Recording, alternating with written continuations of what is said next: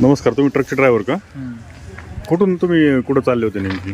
मी याच्याहून वस येऊन इकडं नांदेड साईडला चाललो होतो. माल होता गाडीमध्ये काही? माल होता. काय होतं माल?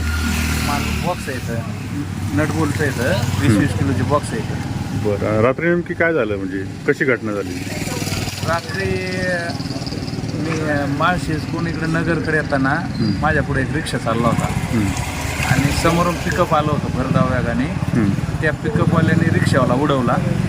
100 फुटाचं अंतर असेल. रिक्षावाला उडवल्याच्या नंतर पिकअपवाल्याचा टायर फुटला राईटचा आणि तो पलटी होऊन माझ्या गाडीला घसरत येऊन आदळला. माझी गाडी उभा केली होती, मी ते ठोकलेलं किती बघितलं. वाजता झाला सांगा अपघात? 10-10:30 दरम्यान झाला. अपघातानंतर काय परिस्थिती होती, म्हणजे तिथं जखमी किंवा मयत काय परिस्थिती होती, कशी?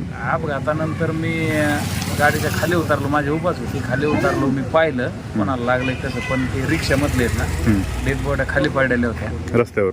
मी पूर्ण घाबरून गेलो. नंतर साईडने भाजीपाल्यावाले पिकअपवाले जाणार होते. मी थांबवण्याचा प्रयत्न केला हात करून, पण कोण थांबलं नाही. नंतर शेवटी मी रोडला असे हात करून आडवा उभा राहिलो. म्हणलं आता एवढं झालं, इथं जर नाही कोण थांबलं तर आपलं बी अवघड आहे. मग आडवं थांबल्यानंतर एक पिकअपवालं थांबलं. त्या पिकअपवाल्याने गाडी रोडवरच उभा केली आणि नंतर मग ट्रॉफिक जमा झालं. नंतर लोकांना ते आले जे जमले होते त्याने फोन केला कंट्रोलला. नंतर 15-20 मिनिटात ॲम्ब्युलन्स पाठोपाठ पोलीस त्यांनी ते डेड बॉड्या काढून घेऊन आले इकडं. ते मृतदेह कसे काढले बाहेर, म्हणजे ते गाडीमध्ये अडकलेले होते सगळे मृतदेह? त्याने दुसरी गाडी ओढून पिकअप बाजूला काढून नंतर काढली. किती वेळात मदत तिथं पोहोचली तुमच्यापासून? 15 ते 20 मिनिटात मदत आली. किती मयत होते तिथं जागेवर, ऑन दी स्पॉट? जागेवर मी पाहिलं तेव्हा मला 2 डेड बॉड्या दिसल्या. नंतर मग मी पोलिसच्या गाडीत बसून इकडे आलो. बाकीच्या लोकांमध्ये काही दागदुखी होती तिथं किंवा जिवंत होते का? तसं एवढं मी पहिलंच नाही, मी पूर्ण घाबरून गेलो. म्हणजे सुरुवातीला तुम्ही ज्या 2 डेड बॉड्या पाहिल्यानंतर तुम्ही घाबरले आणि गाडी अडवण्याचा प्रयत्न केला, इतर गाड्यांना मदत नाही. मग त्यानंतर पुढं काय झालं?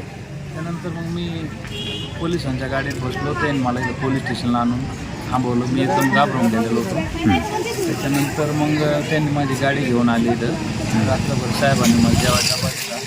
रात्रभर मी इथं थांबलो पोलीस स्टेशनला आणि मग आता चालू आहे.